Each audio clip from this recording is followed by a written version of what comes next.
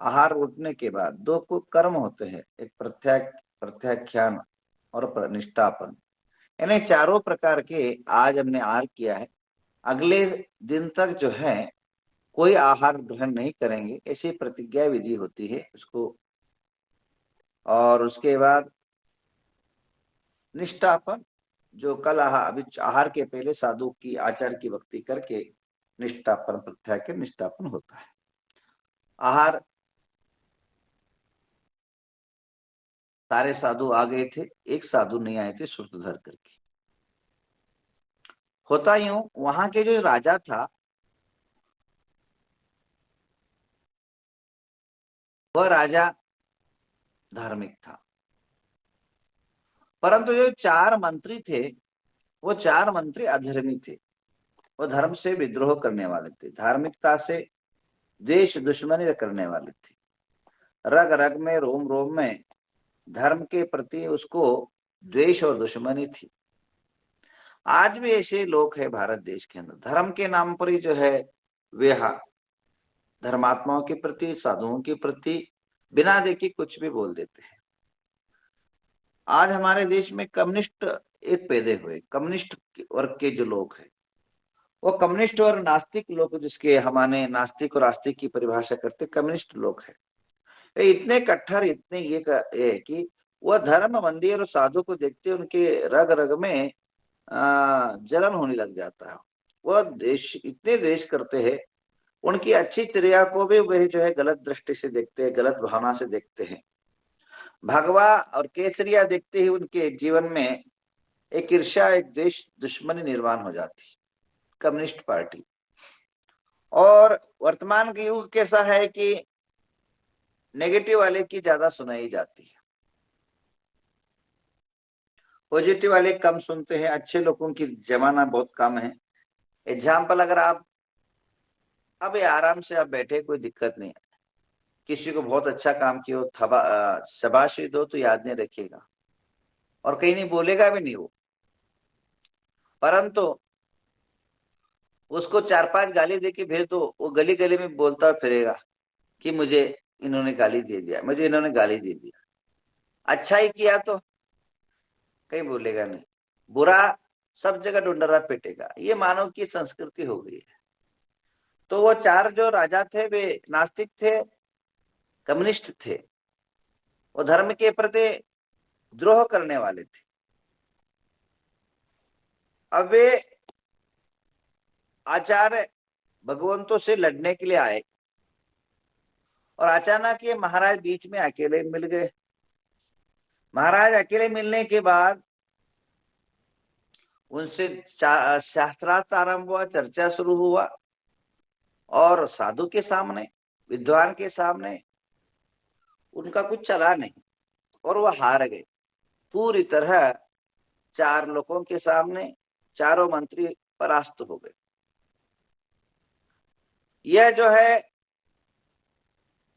मन के अंदर अशांति निर्माण हुआ और साधु जो है महाराज आचार्य अकंपनाचार्य के पास गए और गांव में जो घटनाएं घटी, मंत्रियों से जो भिड़ंत की घटना, शास्त्रार्थ की घटना और चर्चा की घटना, सारी यथावत उन्होंने सुनाया। आचार्य अकंपन वो बहुत ज्ञानी थे, क्योंकि आचार रहता है तो भूत भविष्य को जानने के लिए कुछ निमित्त तो उनको रखना पड़ता है। तो आचार्य अंकप ने कहा तुम भिड़े तो सही है, परंतु ये गलत हो गया। उससे वादा, दुश्मनी को हराना भी और दुश्मनी मोल लेना है। दुश्मन परास्त होता है, वो जैसे नाग को आधा अधूरा छोड़ दो मार करके, वह आपको छोड़ेगा नहीं। ये दुश्मन लोग आधा अधूरा छोड़ देते हैं तो वह कभी वह आपको शांति से जीने नहीं देंगे। एक मार दो टुकड़ा होना चाहिए।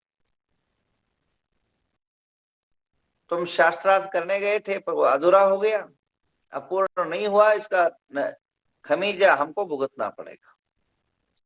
बोले मिच्छामि दुक्कडम, मैं आगे क्या करूं, बताइए, आप आचार्य हैं, मैं अल्पज्ञ हूं। तो अकंपन आचार्य ने कहा तुम जहां इन लोगों से विवाद किए थे, चारों मंत्री बलि, बृहस्पति, निमिच्चु आदि जो है, उन्हीं, वो बलि एक मेन प्रधान था। उन चारों मंत्रियों ने जहां आपका विवाद किया था वहीं जाकर के खड़े हो जाओ। तो वहां वो महाराज वापिस जो है खड़े। ये दिन भर जो है षड्यंत्र रचने में रतपत थे, क्योंकि चार लोगों के सामने उनका अपमान हुआ था।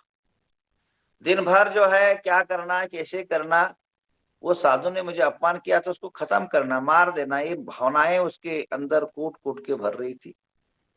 दिमाग सटाया गया था विवाद के कारण। रात को जो है चारों भाई महाराज को तलवार लेकर के साधु संतों की मर्डर करने के लिए निकल पड़े। हाँ। अब ये हुआ, जैसे ही वो रास्ते से आ रहे थे, अचानक वो महाराज जिससे विवाद हुआ तो सामने दिख पड़े, और देखते ही बोले, ये इसी साधु ने हमारे अपमान किया, इसी साधु ने शास्त्र में परास्त किया, यही साधु हमारे अपने, पहले इसको खत्म करते। बोले, तलवार उठाया और चारों ने जैसे ही मारने का हाथ उठा करके प्रहार किया, और प्रहार करते ही जो है वहां का क्षेत्रपाल प्रकट हो गए। क्षेत्र रक्षती थी क्षेत्रपाला, जो क्षेत्रों की रक्षा करे, क्षेत्रों के संवर्धन करे, क्षेत्रों की जो है देखभाल करे, उसका नाम क्षेत्रपाल है। तो उस क्षेत्र के जो क्षेत्रपाल है, आचार्य विद्यानंद कहते हैं कि वह क्षेत्रपाल के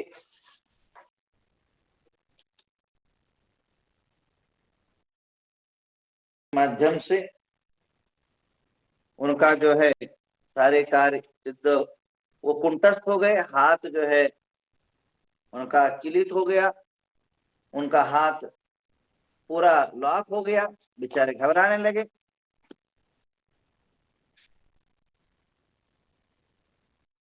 और क्षेत्रपाल अपने प्रभाव से,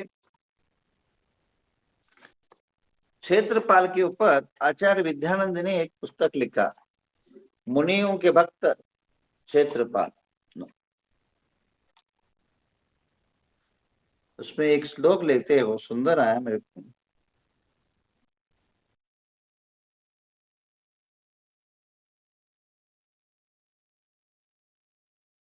क्षेत्रपालों को वर्णन करते हुए आशाधार पूजा पाठ में लिखते हैं, रक्षातमशम पूर्वादि द्वारम दक्षिण भागिन के कुमुदम च यजम यक्षे वामनम पुष्पदंतकम।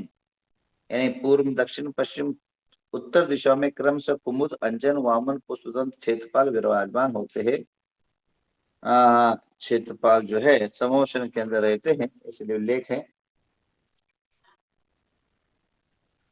क्षेत्रपाल कैसे रहते हैं, उसका जो स्वरूप है वो लिखते हैं, पूर्वोत्तर दिशि स्थिति में ही करोद्रहम कांचन दंड खंडग रुचे विधि नाम कुमदेश्वर सवेह, हे दत्त पंकज शंकित कंकना के, हाथों में उठावे स्वर्ण दंड कांति शोभित का कमल शोभित कंकणधारी विघ्नों के नाशक कुमदेश्वर पूर्व दिशा के क्षेत्रपाल है। ऐसे अलग अलग क्षेत्रपालों को वर्णन आया। और उसी का जय मंगलम सदा सुमंगलम, जय क्षेत्रपालम सद्गुणशीले, जो है सभी प्रकार के क्षेत्रपाल सदा मंगल करें। और क्षेत्रपाल का देखिए यहाँ लिखा है, हरिवंश पुराण पेज नंबर 20 और 11, 20 और 11 नंबर पर क्या कहते, जो चार मंत्री थे, बलि, बृहस्पति, नमुचि और प्रहलाद, ये चार मंत्री थे। चारों ने मुनि पर कहा, 700 मुनि के जो संघ था, जिनसे विवाद हुआ, सूत्रधर महाराज से जो विवाद हुआ था, उनको जो है जैसे ही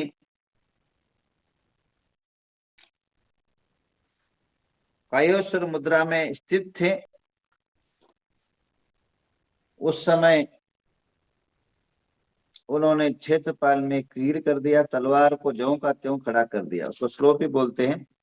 कायोत्सर्ग स्थितम रात्रो मुनि एकांतवर्ती नाम जिघ्रांसो खड़ग हस्तो चो यक्षिणे स्तंभितो स्थितो करुणावासो योगी योगम सहृतम सुतम चेतपालम कृतम ज्ञात्वा तवाहि वन विने स्थितम क्षमिताम यक्ष्या दोषापनो रोहिदोरः करम प्रीतियो प्राय कुरु करुणा नेंगो इत्यासाद्यो मनोज्ञाम राज्ञामीं नियोजितः यथा ज्ञाप्यते सुयुक्तम विसरिसा तथो यथा तथा।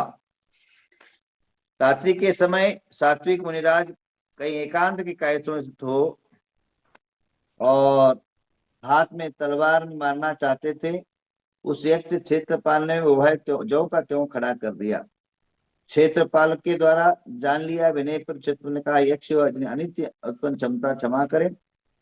तो कहने का तात्पर्य यह है कि जो 4 मंत्री थे, आज की उस क्षेत्रपाल का वर्णन का समय नहीं है, तो क्षेत्रपाल ने उन मुनि की रक्षा की बंधु, और जो बलि बृहस्पति नमुची और प्रहलाद वो स्तंभित को प्राप्त हो गए।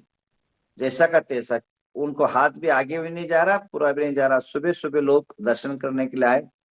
सारे लोग उनकी जो है स्थिति को देखा, उनकी सारी परिस्थिति को देखा। सारे गांव वाले इकट्ठा हो गए कि यह जो है इन्होंने जो है साधु पर उपसर्ग किया, साधु पर तलवार चलाया। तो सारे गांव वाले इकट्ठा होकर के वो चारों मंत्रियों को देश उच्चाटित कर दिया और महाराज ने वहां से विहार किया। और ये चारों मंत्रियों को देश उच्चाटित कर दिया।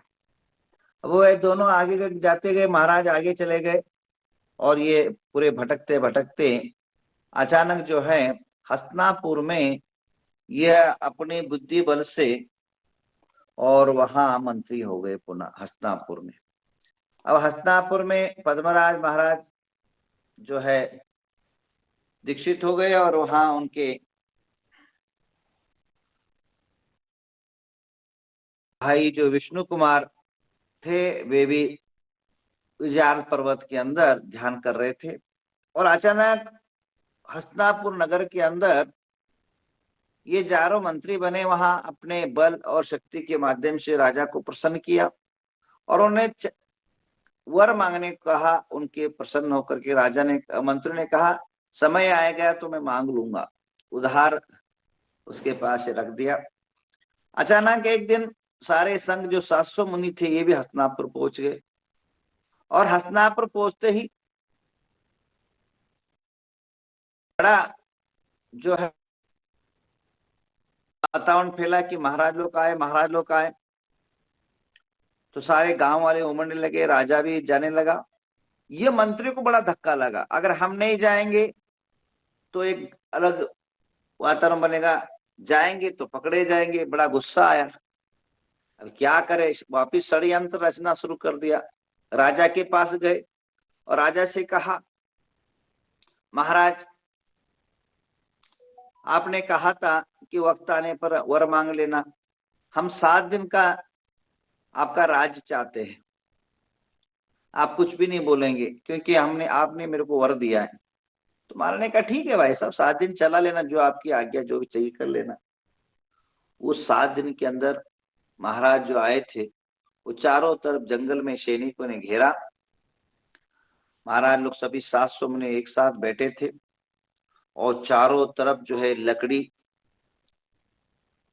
चारों तरफ जो है लाख, उस टाइम तो राकेल नहीं था, उस टाइम जो चिमनी नहीं था तो राख था, लाख डाला और अनेकों प्रकार की हड्डी फिड्डी जो है उसके अंदर डाला और आग लगा दिया। धधकती हुई आग पूरे मुनियों को जलाने आरंभ हो गया।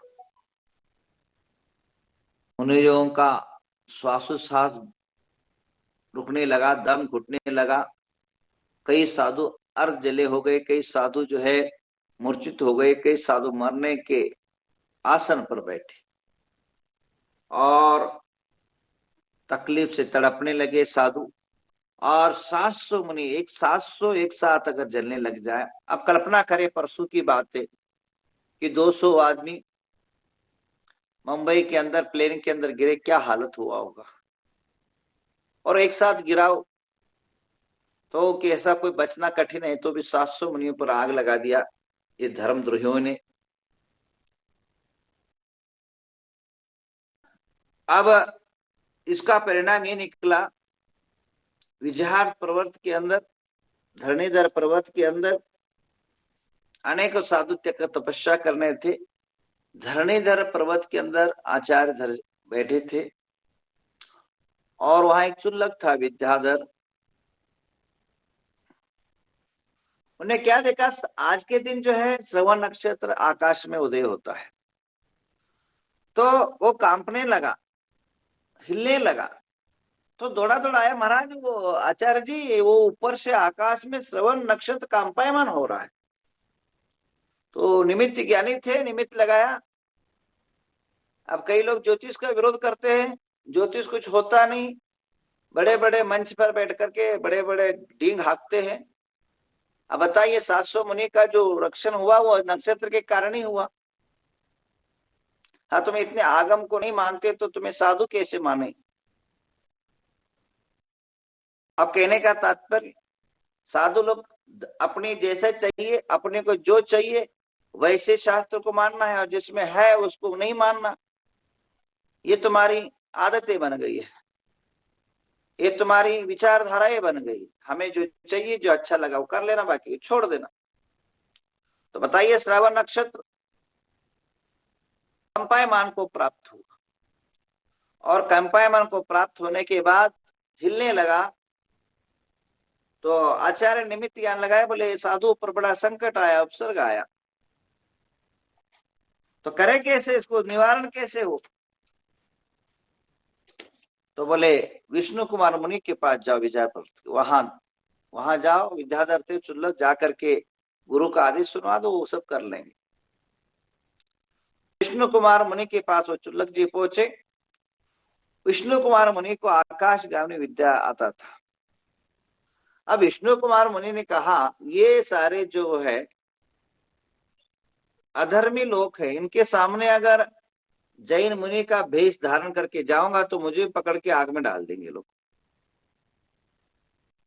तो इसको छल के माध्यम से, इसको जो है कुछ आइडिया के माध्यम से उन्होंने अपने वेश को परित्याग कर दिया। मुनि अवस्था से वे बटुक ब्राह्मण बन गए और बलि के पास गए और भिक्षा मांगा।